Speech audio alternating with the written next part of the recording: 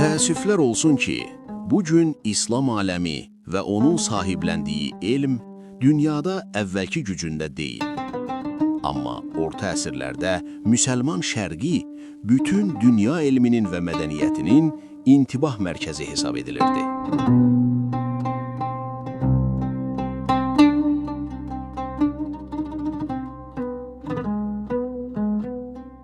Bütün elmlərdən hali olan ensiklopedik zəka daşıyıcılarına filosof adı verilirdi. Onların tədqiqat obyekti həm dünyəvi, həm də dini elmlər olurdu. Şərq dünyasının ən böyük uğurlarından biri də o idi ki, alimlər tibbi fəlsəfədən ayırmır, əsl xoşbəxtliyi, ruhi və fiziki sağlamlığın vəhdətində görürdülər.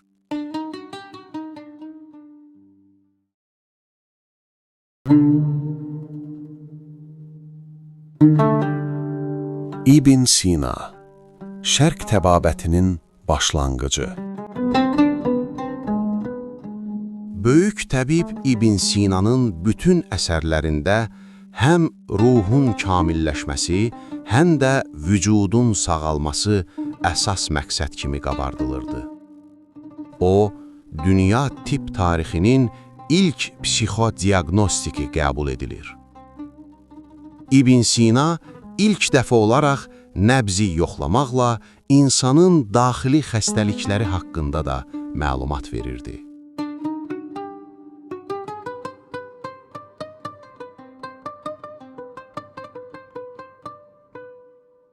İlk öncə, müasir tibb elminin yaradıcısı İbn Sinadan danışmağımız heç də təsadüfi deyil.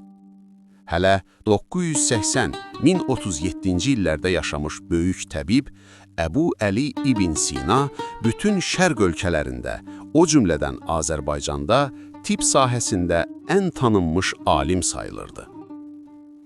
Onun Tibb Qanunları əsərinin ən qədim nüsxələrindən biri bugün Azərbaycan Milli Elmlər Akademiyasının Əlyazmalar İnstitutunda saxlanılır. İbn Sinadan sonra bütün şərq dünyasında tibb sahəsində əsil inqilab baş verdi. Bu isə çox keçmədən Azərbaycanda da güclü təbiblərin yetişməsinə və şəfa ocaqlarının yaranmasına təkan oldu.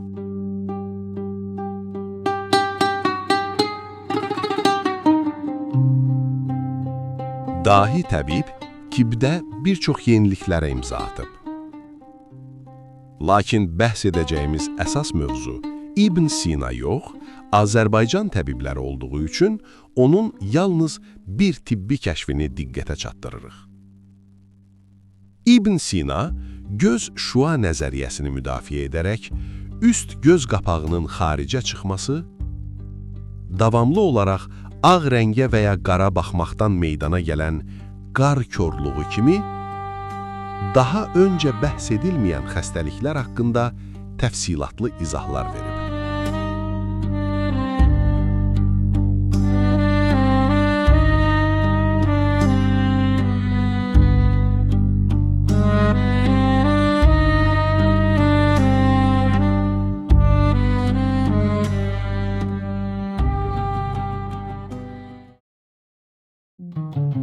Elmin inqilabı və Azərbaycanda şəfa sistemi.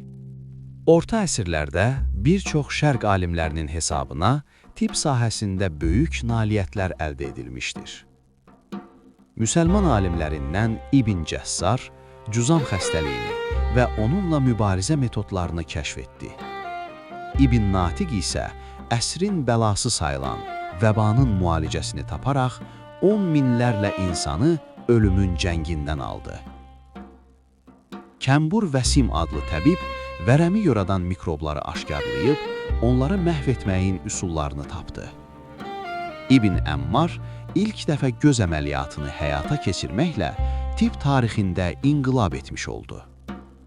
Əli İbn Abbas bədxasəli şişi əməliyyat etməklə insanların yaşamaq arzularına rəng qatdı.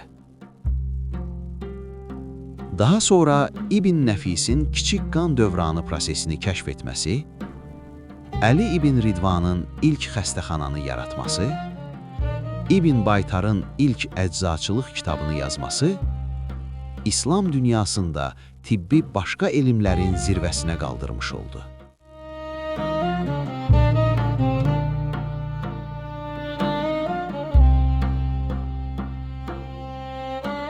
Bu elmi intibah Azərbaycandan da yan keçmədi. Çünki Azərbaycanın iqtisadi və mədəni yöndən inkişaf etmiş şəhərləri daim Şərqin elm mərkəzləri olan Bağdad, Nişapur, Şamda baş verən yenilikləri izləyir və onlarla ayaqlaşmağa çalışırdı. 13-cü, 14-cü əsrlərdə təkcə Cənubi Azərbaycanda 67 xəstəxana fəaliyyət göstərirdi. Xəstəxanalarda tibb və əczaçılıq elmləri üzrə peşəkar mütəxəssislər çalışırdı. 14-cü əsrin əvvəllərində Təbrizdə Daruş-Şifa adlı elmi mərkəz təsis edildi. Bu mərkəz tədris, tibb və elmi müəssisələri, o cümlədən rəsədxananı birləşdirən bütöv bir şəhərcik idi. Mərkəzdə Azərbaycan alim və müəllimləri ilə yanaşı, müxtəlif ölkələrdən, Çindən, Hindistandan, Suriyadan və Misirdən dəvət olunan mütəxəssislər də çalışırdı. Amma burada əsas diqqət təbii ki, tibb sahəsinə yönəlmişdi. Akademiyanın nəzdində hələ o zaman 67 müalicə evi mövcud idi. Mərkəzdə təşkil olunan ilk sağlamlıq müəssisəsi Raşidiyyə adlanırdı.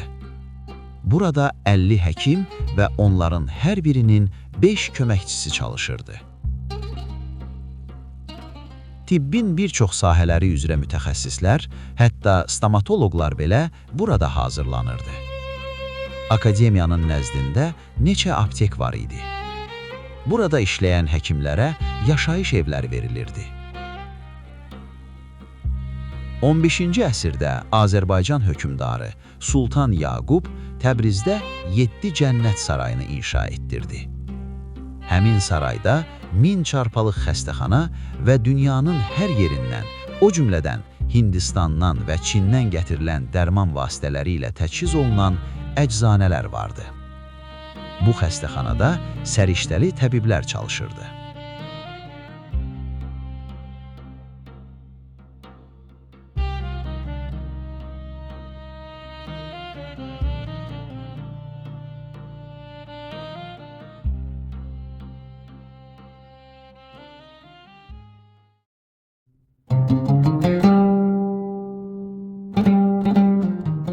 Səriştəli təbiblər demişkən, gəlin biraz da Azərbaycanın orta əsrlərdə yaşamış məşhur həkimlərindən danışaq.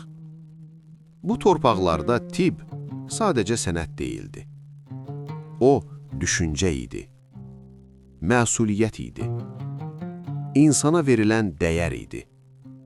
Burada həkim yalnız xəstəni deyil, insanı müalicə edirdi. Əl yazmalarda qalan bilik canlı təcrübə ilə tamamlanırdı. Şəfa dua ilə deyil, elmlə axtarılırdı. Keçmişdən bu zamana qədər gəlib çatmış bir çox alimlərimizin tibb sahəsində əl yazmaları mövcuddur. Bu adlar sadəcə tarixdə qalmadı. Onlar düşüncə tərzini formalaşdırdı. Bəhmənyar Azərbaycani, İbn Sinanın davamçısı. Bəhmənyar Azərbaycani İbn Sinadan fəlsəfə ilə bərabər tibb elminin də sirlərini öyrənmişdi. O, biliyi yalnız miras kimi qəbul etmirdi. Bilik onun üçün düşünülməli, şərh olunmalı, yenidən qurulmalıydı. Bəhmənyar özünün təhsil əsərində tibbi məsələlərə də geniş yer ayırmışdı. Bu sətirlərdə xəstəlik yalnız fiziki hal deyildi. O, səbəb axtarırdı, daxili tarazlığı sorğuluyurdu. Demək olar ki, elmin bütün sahələrində əsərlər yazan Bəhmənyarın tibbə aid fikirləri əsasən müəllimi İbn Sinanın kitablarına şərhlər idi. Amma bu şərhlər təkrar deyildi. Bu, davam idi. Düşüncənin davamı. Bəhmənyar, təbib kimi də orijinal ideyalar irəli sürmüş, müxtəlif xəstəliklər üçün fərqli müalicə üsulları təklif etmişdi. Onun baxışında şəfa yalnız nəticə yox, düşünülmüş yol idi.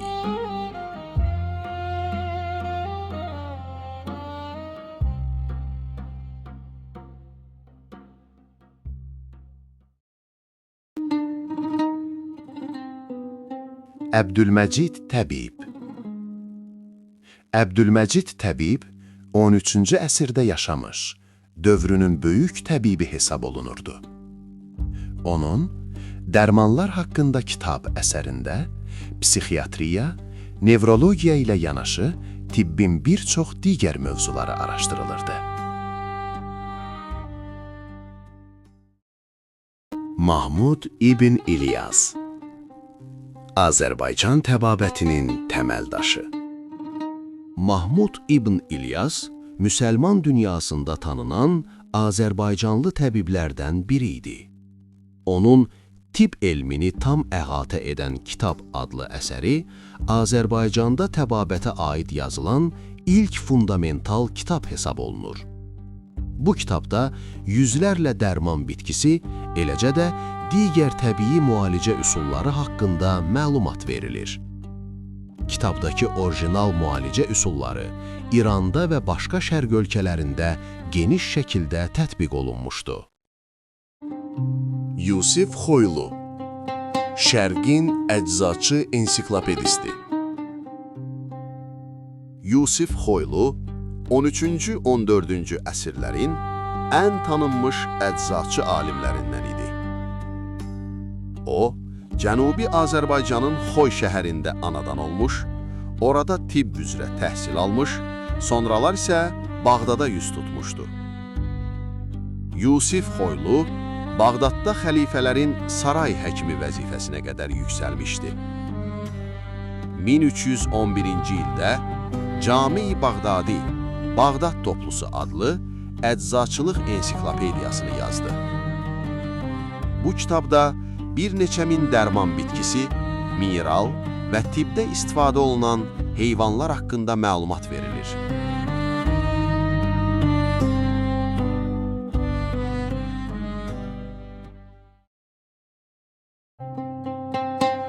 Həkim Məhəmməd Əmin, Şəfa, Sürgün və Ümid. Hər şey Təbrizdə başladı. Elm şəhərində şəfa axtaran insanların arasında bir ad getdikcə dillərə düşürdü. Bu ad Həkim Məhəmməd Əmin idi. Qısa zamanda onun müalicəxanasına axın başladı. Xəstələr sağalır, ümidsizlər ümid tapırdı. Elə bir şöhrət idi ki, digər müalicəxanalar boş qalırdı. Amma tarix yalnız şəfa ilə yazılmır. Tarixin içində siyasi burulğanlar da var. Təbriz Osmanlı işğal altındaydı. Şəhərin valisi belə Həkim Əminin biliyinə və bacarığına heyran idi. Lakin zaman dəyişdi. Şah Abbasın qoşunları Təbrizi geri aldı. Həkim Əmin sədaqətini bildirmək üçün şahın hüzuruna çıxdı. Amma şahın baxışları soyuq idi. Bu soyuqluq bir həqiqəti pıçıldayırdı. Şöhrət bəzən təhlükəyə çevrilir. İttihamlar, şübhələr, siyasi kölgələr və bir qərar. Həkim Əmin Təbrizə qayıtmadı. Yolunu Cilan üzərindən uzaqlara saldı. Bu yol onu Hindistana apardı. Hindistanda Məktəbi Xoşməndan, ziyalıların məktəbi onu qucaqladı. Burada onun elmi yenidən danışdı. Şöhrət bir daha qayıtdı. Amma bu dəfə vətən adı daşımırdı. Minlərlə insan onun əllərində yenidən həyata tutundu. o artıq yalnız həkim deyildi.